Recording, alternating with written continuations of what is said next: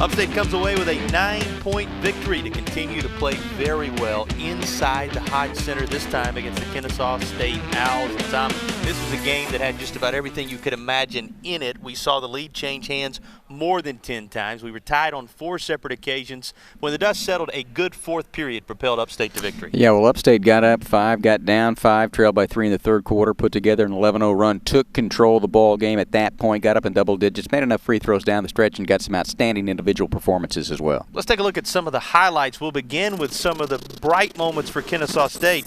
And Jasmine McAllister was one of those. She ended up with a double-double in the game. You'll see her here. The three-point shooting, got 6 threes, but it would not be enough. Yeah, I got back-to-back during the one run they did make in the ball game. And Dolkowski there, you see Kelly. We highlighted her early in the ball game. She'll end up with 4 in double figures as well. And then battling inside, McAllister able to go back up and score. You mentioned got that double-double as well. So when Dolkowski didn't shoot the 3, she put her on the deck and able to get a basket as well. Dolkowski with 14 and 10 for Ariane Smith. Here's a look at the Upstate highlights, and they will involve a block party. 5 blocks for Haddock, 2 of them for Starling. They both end up with double-doubles. She ended up with 20, or she started with 23 on the night, ended up with 5-22 for Starling as well, and then Starling got involved offensively in a big way as well.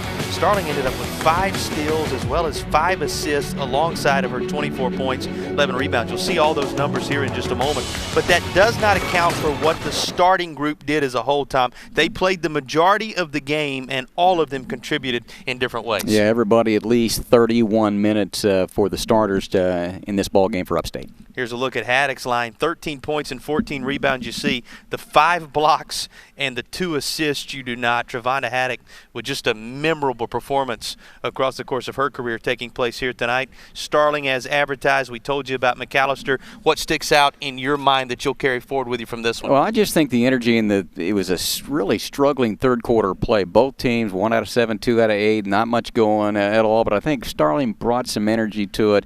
We mentioned the 5 steals. Kind of gets lost in the shuffle there. She had a couple of those as well. Very patient. They were triple teaming her down low, and then she was able to power up occasionally and score, but then she'd kick it out and hit a couple shots from the perimeter that opened up some things. And then, what can you say about Haddock? Her third double-double, she really put in, I think, one of her best performances that she's had. No doubt. Each February game has a bearing on whether or not you secure one of those home court contests in the first round of the Atlantic Sun Conference Tournament. This one may be a little more so than most because of how close they were in the standings. And another big one coming up on Saturday. We remind you to join us as Lipscomb comes into the Hodge Center to take on both the men and the women. The men will have a tip at 2 p.m. and the women will follow somewhere around 4:30. So for Tom Van Hoy, our entire crew, thank you for joining us tonight. Upstate a winner, 9 points to final, 66-57 over the Kennesaw State Owls.